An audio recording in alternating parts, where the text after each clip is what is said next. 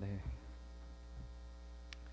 우리 오랜만에 뵙는 분들도 있고 그래서 너무 감사합니다. 오늘 휴가 가신 분들이 많아서 좀 빈자리가 많을 줄 알았는데 또 오랜만에들 와주셔서 채워주셔서 매우 반갑고 기쁩니다. 오늘 열왕기하 23장 25절 함께 읽도록 하겠습니다. 시작. 요시야와 같이 마음을 다하며 뜻을 다하며 힘을 다하며 모세의 모든 율법을 따라 여호와께로 돌이킨 왕은 요시야 전에도 없었고 후에도 그와 같은 자가 없었더라. 아멘. 네, 제가 원래 그 7월 마지막 주랑 8월 초에는 그 좀 가볍게 입는데요. 올해는 좀 많이 가볍게 입어서 깜짝 놀라셨죠. 그 요시야 왕은 열왕기상하 역대상하에 기록된 그 모든 왕들 중에서 칭찬이 제일 많은 왕입니다. 그 히스기야를 비롯해서 의로운 왕이라고 기록된 왕들조차도 어떤 단점들은 하나씩 다 기록을 하고 있거든요. 뭐 다윗, 그 대단한 다윗도 밧세바를 범했던 역사가 기록돼 있고, 히스기야도 마지막에는 교만해져서 그 하나님께 공로를 돌리지 않고 자기의 교만을 드러내서 적들에게 곡간을 다 열어 보여주는 그런, 좋게 표현하면 자신만만함, 나쁘게 표현하면 이제 교만함을 보임으로 그 적들이 그 곡간을 털러 오게끔 하는 그런 실수를 저지르기도 했습니다. 근데 오늘 우리가 나눌 이 요시야는 그런 흠들을 기술하고 있지 않아요. 어떻게 사람이 흠이 없겠어요? 사람이 다 흠이 있겠죠.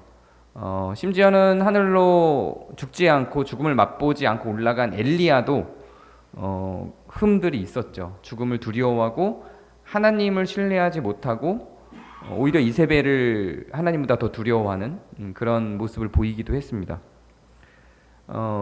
에녹 같은 경우는 뭐 그렇게 흠이 드러나지 않아요. 왜냐하면 한 절 딱 나오기 때문에 드러나지 않지만, 뭐 에녹도 뭐 안으로 들어가 보면 흠이 있었겠죠. 그 의롭다고 아예 딱 규정되어서 불려졌던 그 욥조차도 결국은 흠을 드러낸 것을 보면요. 요시야 왕도 아마도 삶의 어딘가에 성경 기록되지 않은 어떤 흠들은 있을 겁니다. 그러나 성경이 굳이 그것을 기록하지 않은 유일한 왕이라고 보시면 될 것 같습니다. 그만큼 많은 의로운 업적들을 갖고 있었고, 저도 이번에 준비하면서 요시야 왕의 삶을 통해서 많은 것들을 생각하고 배울 수 있는 기회를 가졌습니다. 너무 일찍 태어난 왕이 아니었나 이런 생각이 좀 들기도 했고요. 또 우리가 익히 알고 있는 저 말, 마음을 다하며 뜻을 다하여 라고 하는 것을 율법에서는, 신명기에서는 기록하고 있는데 그건 율법이 기록하고 있는 거고, 이렇게 어떤 한 사람을 대상으로 이걸 표현한 거는 요시야 왕이 거의 유일한 왕입니다. 그 다윗 왕의 경우는 뭐 마음을 합했다라는 표현을 갖고는 있지만, 요시야 왕에 대한 것처럼 이렇게 아주 극찬을 하는 내용은 요시야 왕이 유일하지 않나 하는 생각이 듭니다. 그럼 도대체 어떻게 왕으로서 통치를 했길래 마음을 다하고 뜻을 다했다 이렇게까지 표현을 하는 걸까요? 요시야 왕의 인생을 먼저 좀 우리 살펴보도록 하겠습니다. 요시야 왕은 8살에 왕이 됐습니다. 너무 이르게 왕이 됐죠.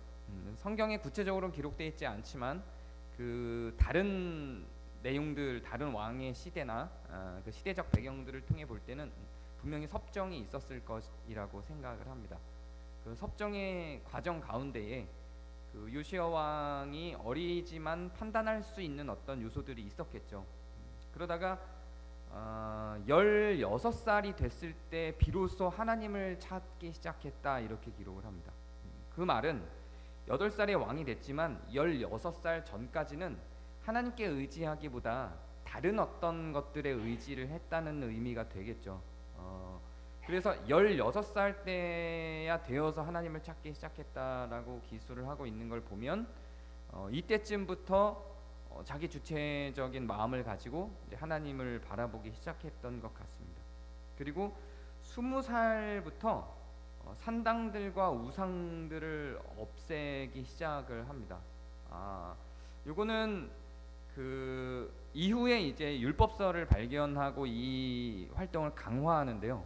율법서를 발견하기 전부터 그러니까 산당들과 우상들을 없앴던 걸 보면 그 하나님과 정치적 활동에 대한 연계성을 좀 알았던 것 같아요. 그 당시에 유명했던 그 이스라엘 백성들이 섬겼던 왕들이 그 신들이 몰렉이나 아세라처럼 아이를 죽여서 바치거나 집단 성행위를 조장하는 등의 그런 제사의 형태를 구축했던 것을 보면 그것이 나라에 긍정적인 영향을 미치지는 않았을 것이고 그게 요시야의 마음, 특히 16살부터 하나님을 찾았던 요시야의 마음에 걸림돌이 되었을 것임이 분명히 보입니다. 그래서 20살부터는 산당들과 우상들을 없앱니다. 그래서 이렇게 뭔가 잘못된 것을 척결하고 잘못된 것을 잘못됐다고 말할 수 있는 그런 그 활동들을 하기 시작한 게 이제 우리식으로 보면 성인이 되었던 20살부터입니다. 그리고 성전 보수를 시작합니다. 잘못된 것들 그 성전 안에 이런 아세라상과 몰렉상 같은 것들이 성전 안으로 다 들어와 있었는데요. 그 성전 안에 들어와 있었던 그런 우상들을 끄집어내고 이제 성전을 성전답게 그 만드는 성전 보수 작업을 합니다. 성전에 원래 그 율법서에 기록된 대로 성전을 구축하는 과정들이 있어요. 물두멍도 있어야 하고 문을 어떻게 해야 하며 제단을 어떻게 만들어야 하고 이런 것들이 율법서에 기록되어 있는 그런 내용들이 있는데 그걸 따르지 않고 몰렉과 아세라에 맞춘 성전의 구조였단 말이죠. 그래서 그 산당들을 끄집어내고 이제는 하나님께 예배하기에 적합한 공간으로 만드는 작업을 한 겁니다. 그렇게 하는 과정에서 솔로몬과 좀 다른 점이 보이는데요. 그게 뭐냐면 정당한 노동의 대가를 전부 지불을 합니다.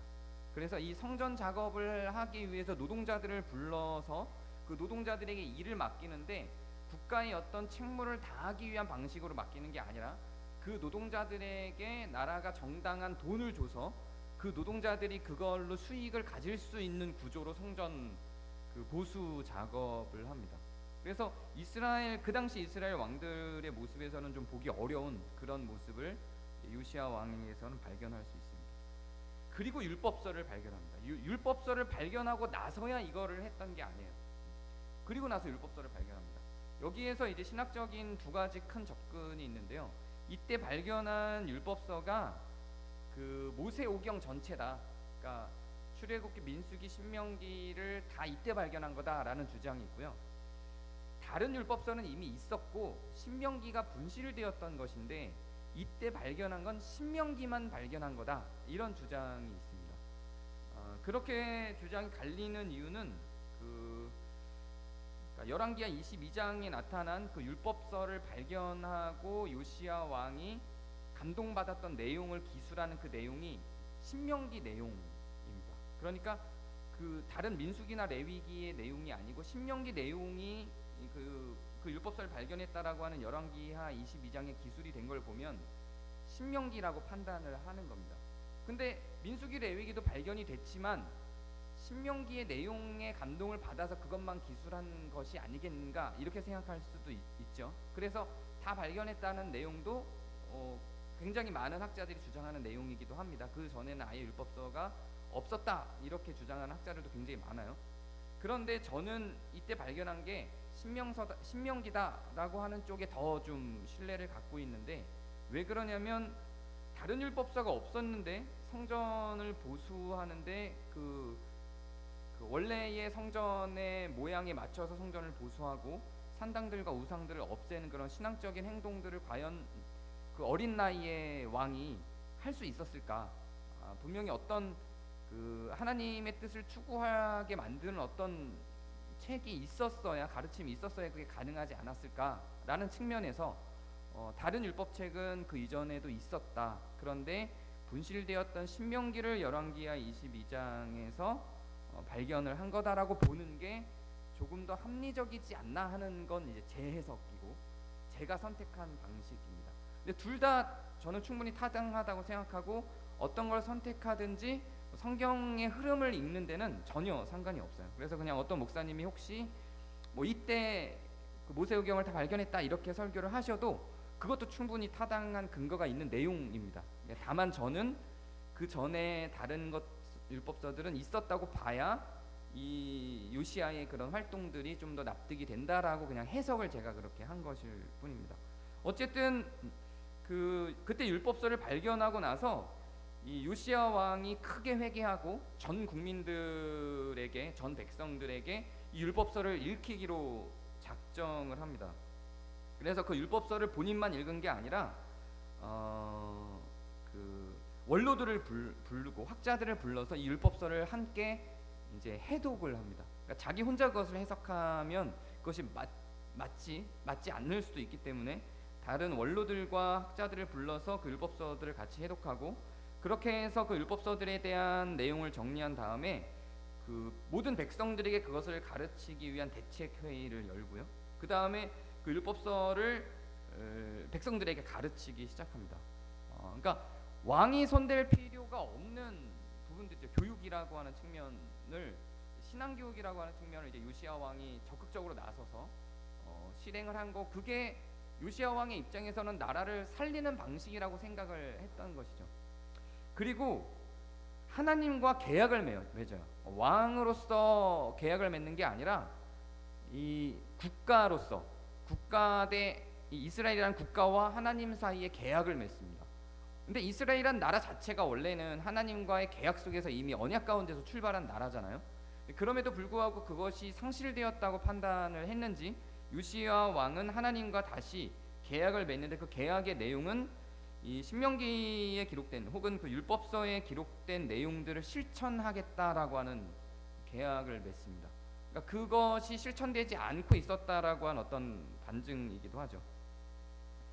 그리고 그 율법서를 발견한 뒤에 요시야 왕이 했던 가장 큰 변화 중에 하나가 유월절을 다시 살려내는 것이었습니다. 그러니까 그 이전까지는 유월절이 없었던 것으로 보여요, 요시야 왕 때에는. 그래서 유월절을 다시 살려서 유월절을 전 국민이, 전 백성이, 모든 백성들이 함께 유월절을 행사를 하고 그걸 누리기 위한 결정을 합니다.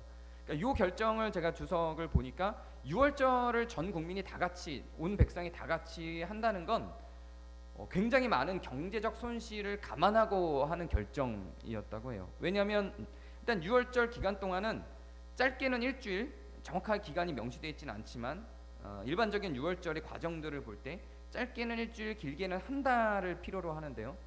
그 행사 기간 동안 일을 하지 않습니다. 그것만으로도 굉장히 큰 경제적인 손실이죠. 그리고 그 유월절 행사에 들어가는 재물의 양이 어마어마해요.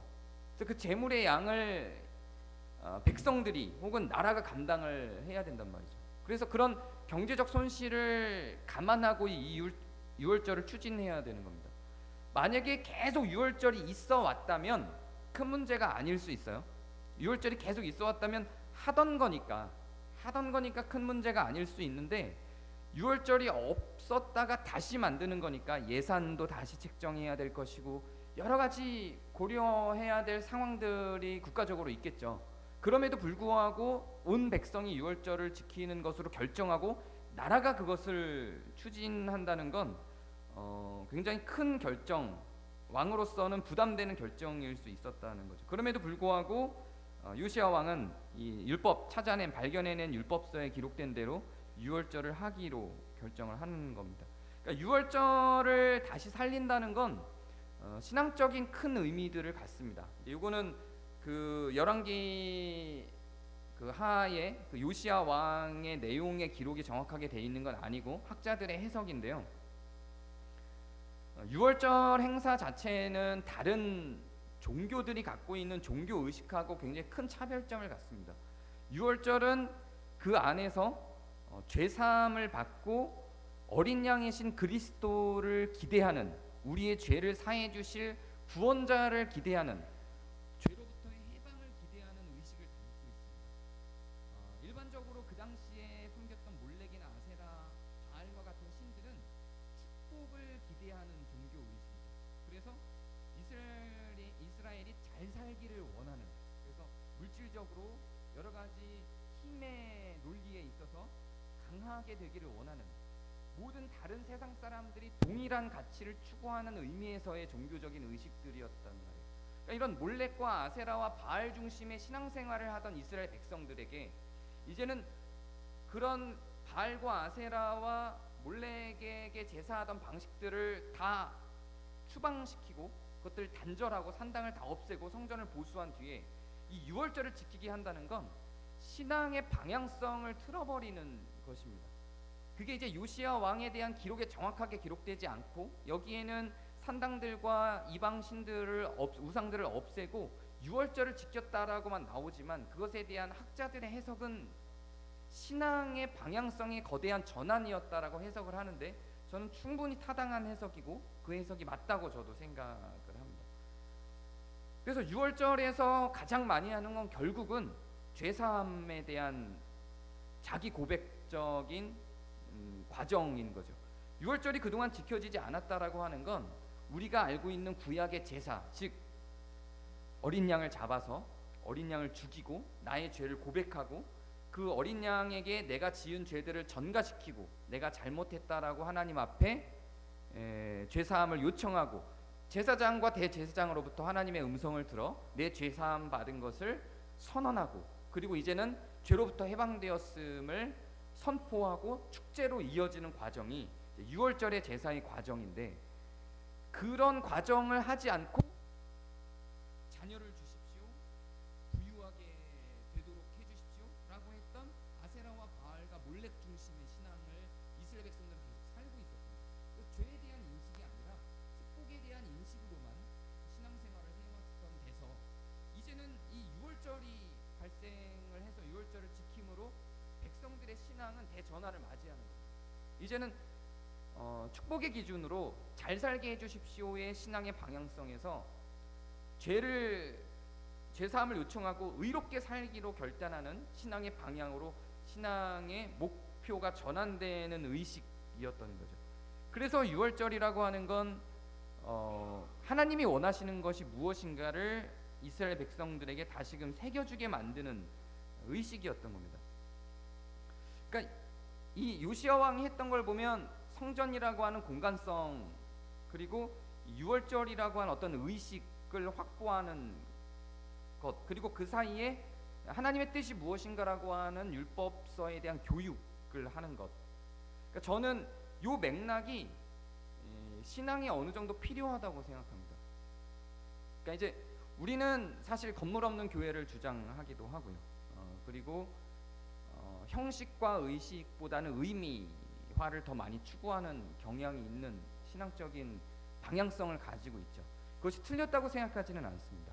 그것 자체가 틀렸거나 문제가 있다고 생각하지는 않지만 분명히 저는 공간 안에 어떤 신앙 정서라고 하는 게 저는 있다고 생각해요.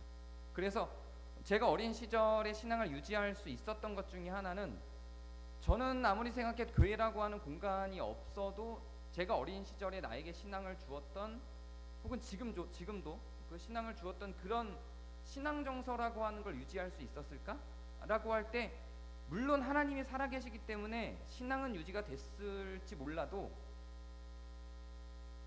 지금 갖고 있는 것 같은 정서는 아니었을 거라는 생각이 들어요. 하나님을 만나고 싶고 힘들어서 의지하고 싶을 때는 제가 뭐 걸어 다니면서도 기도를 했지만 제가 몸담았던 교회의 어떤 장소성을 확보하고 그 안에서 교회 안에서 기도하는 그런 마음을 분명히 확인하는 작업들이 있었거든요. 공간성 안에서. 그래서 저는 공간이 주는 어떤 그런 신앙의 느낌이 분명히 있다고 생각합니다. 그거는 부가적인 것이죠.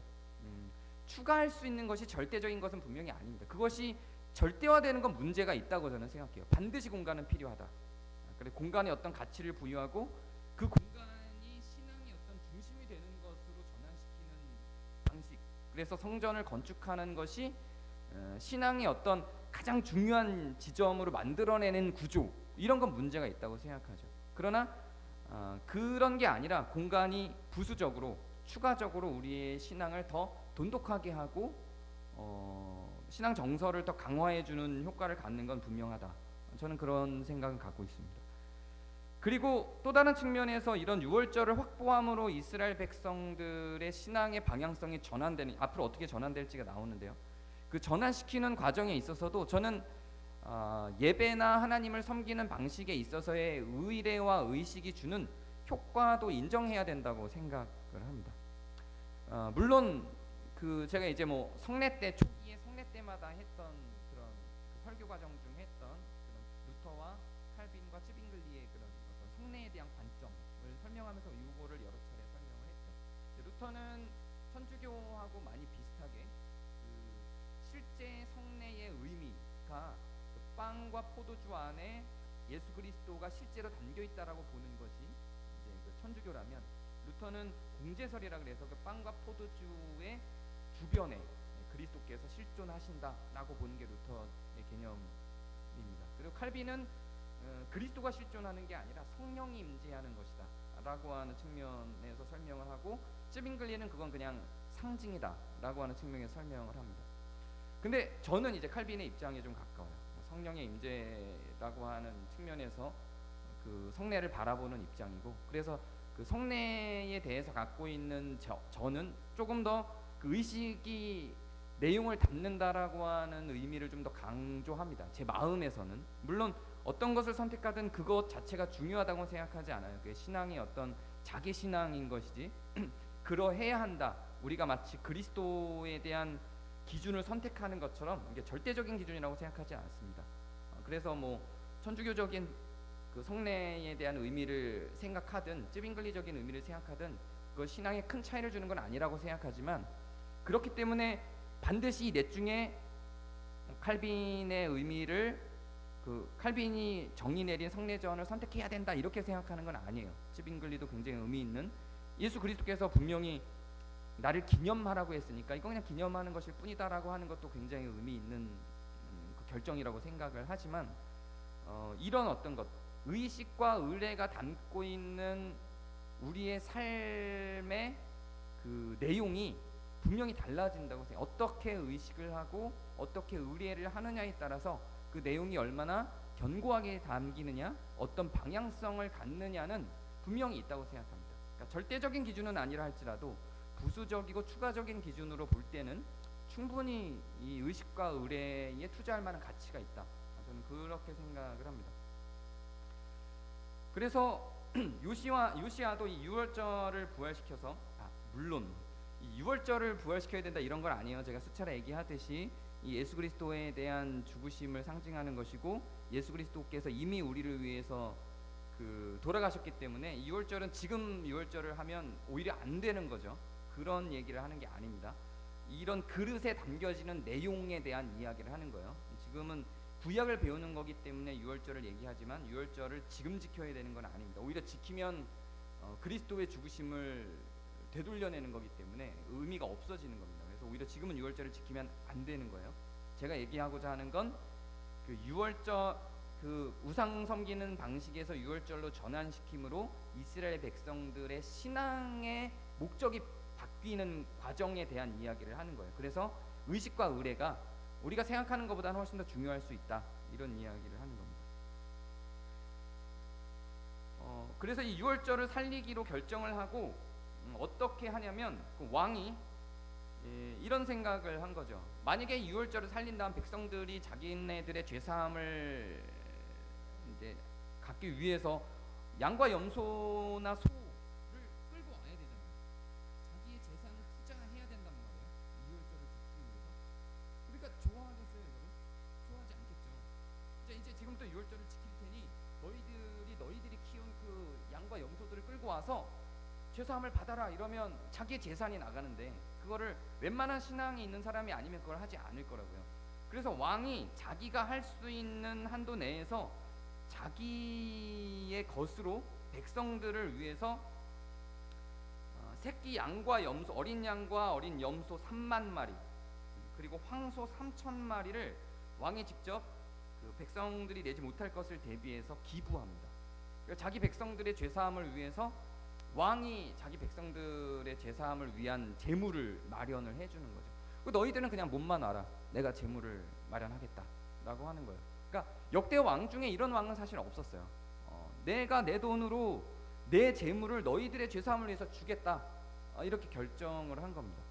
근데 왕이 이러니까 이게 반강제라고 생각할 수도 있긴 할 텐데 대신들이 가만히 있을 수 없잖아요. 대신들이 또 막 모아요. 대신들이 막 모아서 염소 2,600마리와 황소 300마리를 또 기부합니다. 그래서 이게 기부된 내용들이 많아졌어요. 더 많은 백성들이 자기 것을 안 내고도 참여할 수 있게 됐죠. 자, 근데 이제 왕과 대신들은 사실 종교적인 활동을 하는 사람들은 아니잖아요. 정치하는 사람들이죠. 근데 정치하는 사람이 이렇게 종교적인 활동을 위해서 자기 거를 내놓는데 종교 활동을 하는 레위인들이 또 가만히 있기가 힘들었던 것 같아요. 그래서 또 레위인들은 사실 부유한 자들도 아니거든요. 가난한 사람들이에요. 재산이 없는 사람들이에요. 그럼에도 불구하고 이 레위인들이 어린 양과 염소 500마리와 황소 500마리를 또 기부합니다. 그러니까 이런 활동들이 넓어지면서 전 나라가 온 백성들이 이 유월절에 참여하는 국가적인 분위기가 형성이 돼요. 그래서 왕이 우리를 위해서 이걸 내줬대. 대신들이 우리를 위해서 이걸 내줬대. 그래서 레위인들이 우리를 위해서 이걸 내줬대. 그리고 사람들이 막 참여하기 시작합니다.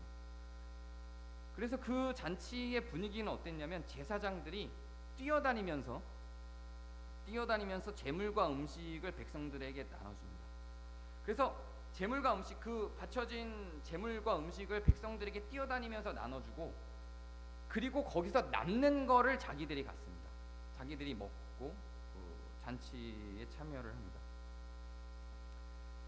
그리고 레위인들은 거기에 참여하는 사람들 외에 좀 눈 밖에 나 있는 사람들, 이를테면 문지기 같은 사람들은 이제 외곽 경비를 해야 되기 때문에 밖에 있지 이 유월절 행사 안으로 참여하기는 어렵단 말이죠. 그래서 참여하기 힘든데 이 레위인들은 이런 문지기를 비롯한 이 유월절 행사에 참여하기 어려운 사람들을 찾아가서 그것들을 또 나눠줍니다. 그러니까 온 나라의 지도자라고 불릴 수 있는 왕과 대신과 레위인들, 제사장들이 솔선수범해서 백성들이 소외되지 않게 전체적으로 이것들을 나눠서 유월절에 다 참여할 수 있도록 하는 모양이 된 거죠. 야, 유월절을 참여할 테니까 다 와, 이러고 끝나는 게 아니라 앞서가던 사람들이 이것들을 다 저 끝에 소외된 사람들이 없도록 다 챙겨가는 모습들이 생긴 거죠. 그리고 나서 유월절은 국가의 안정이 됩니다. 그 뒤로도 요시야 왕과 대신들이 계속 냈는지, 그 뒤로는 백성들이 냈는지에 대한 기록은 성경에는 없어요. 그러나 어찌되었든지 누가 냈든지 유월절은 그 뒤로 또 이어져 가게 됩니다. 처음에는 이스라엘 백성들이 유월절에 그것을 굳이 자기네 재산들을 투자하고 내서 그것을 참여해야 되는가 하는 갈등이 생겼겠죠. 그 아세라 상이나 바알이나 이런 몰렉이나 이런 신들은 이렇게 그 유대교에서 이야기하는 유월절 행사처럼 큰 돈이 들지 않습니다. 아기 한 명만 죽이면 돼요. 그러니까 아기 한 명만 대표로 죽이면 되니까 그렇게 많은 아기를 죽일 필요도 없어요. 희생이 하나로 끝나버립니다. 그러니까 간단해지는 거죠. 그 아기를 죽이도록 선택된 그 가정만 파탄인 거예요. 혹은 그 가정만 영광일 수도 있겠죠. 그러니까 백성들이 자기 거를 다 내놓을 필요는 없고 어떤 한 사람만 희생시키면 되는 구조인데, 근데 이스라엘에서 지내는 이 유월절이라고 하는 종교 행사는 자기 죄를 자기가 감당하는 자기의 몫에 무엇인가를 내야 돼요. 어린 양이나 소, 만약 이것들이 없으면 닭과 비둘기, 또 없으면 밀가루, 밀가루조차도 없으면 동전 한 입, 어떤 것이든 자기의 것들을 대체할 수 있는 제사를 위한 무엇인가를 내야 되는 상황이니까 다른 이방신들을 섬기는 방식과 많이 다르죠. 훨씬 더 많은 손해를 감수해야 되는 행사인 것이 분명합니다. 그것들을 이스라엘에 정착시키는 건 매우 쉽지 않았는데 요시야 왕이 그걸 해낸 거죠. 이렇게 하나님의 나라로, 하나님을 섬기는 나라로 돌이켜낸 왕입니다. 충분히 지금 이스라엘을 향해서 요시야 왕이 한 업적들을 나열해 놓고 나니까 우리가 읽은 대로 마음을 다하고 뜻을 다했다라고 하는 그 요시야에 대한 묘사가 적절해 보이죠. 이 정도 되면 하나님이 요시야를 사랑하신다면 요시야에게 굉장히 영광스러운 나라를 주셔야 되겠죠. 하나님이 권선징악의 하나님이 맞다면, 정의로운 하나님이 맞다면 이 정도로 나라를 신앙적으로 회복시키고 정의로운 나라를 만들고, 그러면 요시야 왕의 말년은 영화롭고 아름답고 나라는 부강하고 튼튼하고 그래야 맞을 겁니다. 근데 그렇지가 않아요. 이게 이제 성경을 읽을 때마다 우리가 굉장히 힘들어지는 지점입니다. 요셉 같은 사람도 있죠. 고난을 통과하고 나니 총리가 되는 영광을 얻은 사람도 물론 있습니다. 근데 요시야는 또 완전히 달라요. 사실 요셉보다 훨씬 더 훌륭하지 않아요? 이 통치가? 다윗보다도 훨씬 훌륭하지 않아요? 이런 왕이 없었어요. 히스기야도 이렇게는 못했어요. 자기 것을 다 내놓고 성전 건축을 시키고 정당한 대가를 지불하고 정말로 백성들을 아끼고 생각하고 하나님께 충성된 왕이었어요. 그러니까 거의 그 신명기에서 왕을 세울 땐 왕에게 이렇게 하라라고 하는 그 내용들을 다 지켜낸 왕이에요. 찾아보기 힘들어요. 이 정도 되면 좀 영광스러운 말년을 줘야 돼요. 근데 요시야 왕의 말년은 그렇게 영광스럽지 않았어요.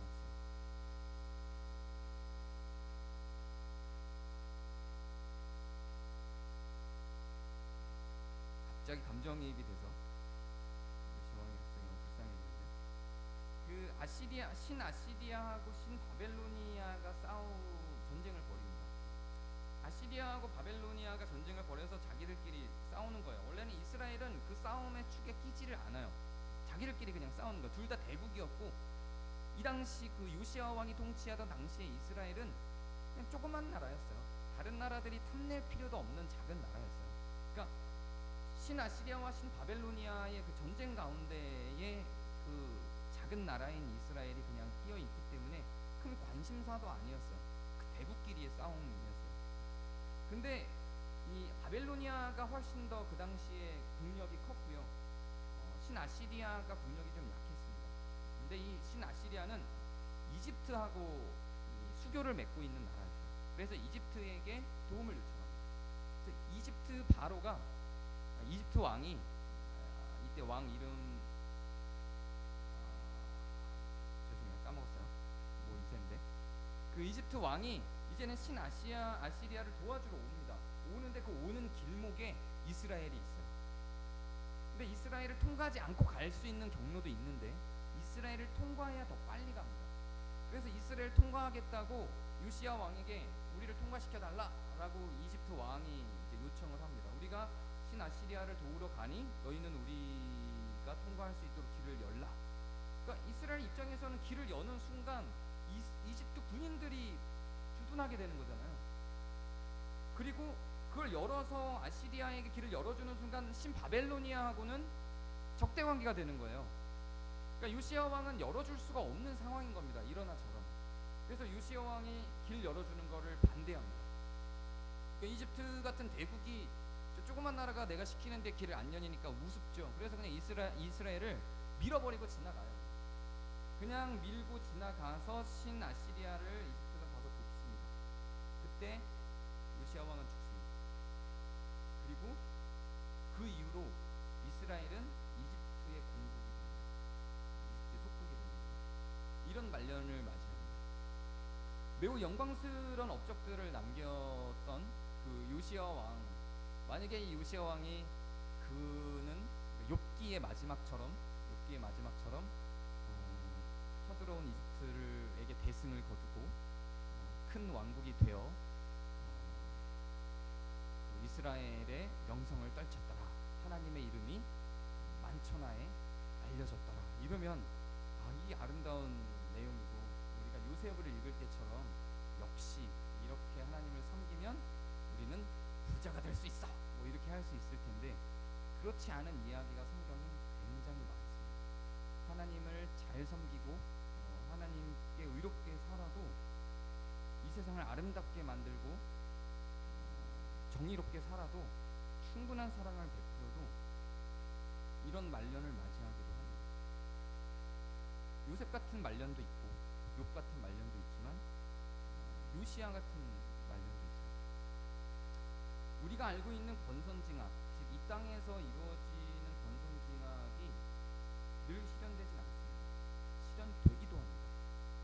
근데 하나님이 그것을 어떻게 섭리하실지 몰라요. 그래서 굉장히 부당해 보이기도 합니다.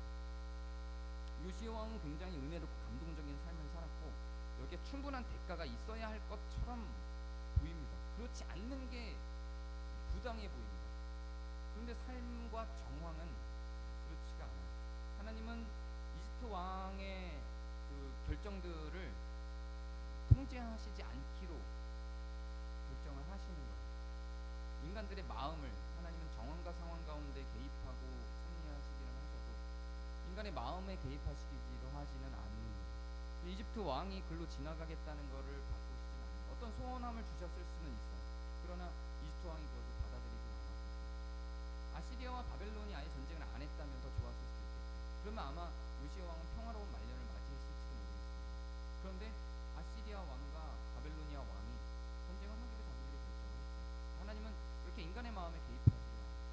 그러다 보니 악한 마음을 갖고 있는 인간들이 어디로 튈지, 어떤 결정을 할지, 어떤 삶을 살아갈지에 따라서 이렇게 살아가는 사람들이 신변을 보호받지 못하는 상황들도 존재를 합니다. 하나님이 최대한 더 아름다운 나라들과 더 아름다운 세상을 만들기 위해서 이 땅을 완전히 버리신 건 분명히 아닙니다. 뜻이 하늘에서 이룬 것 같이 땅에서도 이루어지시기를 하나님은 원하고 계시고 분명히 하늘에서 벌어질 그 공정한 심판과 상급이 이 땅에서도 벌어지기를 바라십니다. 그러나 그것이 그렇게 요셉의 이야기처럼 욥기의 이야기처럼 반드시 벌어지는 건 아니라는 게 요시야 왕 같은 사람들의 삶을 통해서도 분명히 나타납니다. 그럼에도 불구하고 이런 하나님의 섭리의 방식, 이런 의로운 사람들의 희생되는 이야기들을 굉장히 의아스럽고 억울하죠. 근데 이런 삶의 결정판, 이런 삶을 산 그분의 결정판이 어떤 측면은 예수 그리스도죠. 예수님도 하나님 자신도 그 원리 속에 있지 않는 거예요. 이 땅에서 권선징악의 원리 속에 하나님 자신도 들어있지 않습니다. 하나님 자신도 그 권선징악의 원리 밖에 계세요. 예수 그리스도는 완전하게 의로운 삶을 사셨죠. 요시야 왕은 어떤 흠집이 분명히 있을 거예요. 성경에 기록되어 있지 않지만.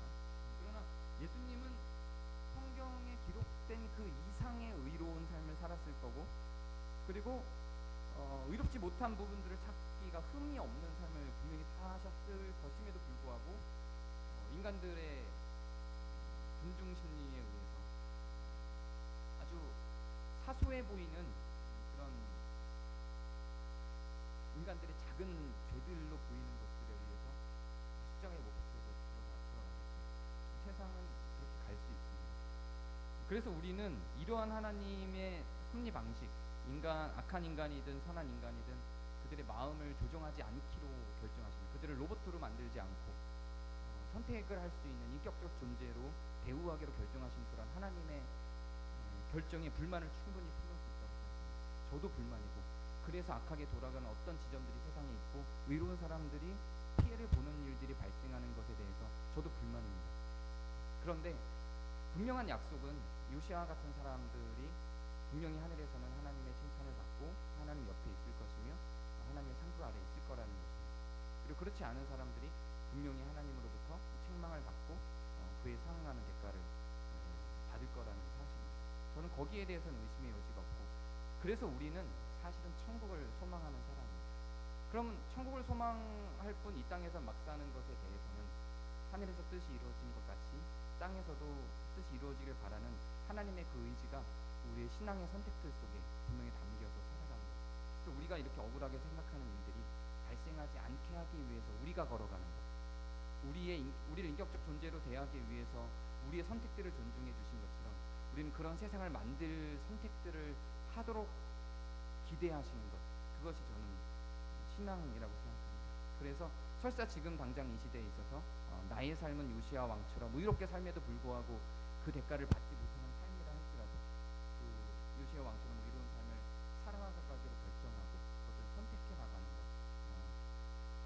풀리지 않았음에도 불구하고 하나님께 분노하지 아니하고 내 삶에 분노하지 않고 서로를 위로해주며 우리가 의로운 가운데에서 살아갈 수 있는 그것이 신앙이라고 생각합니다.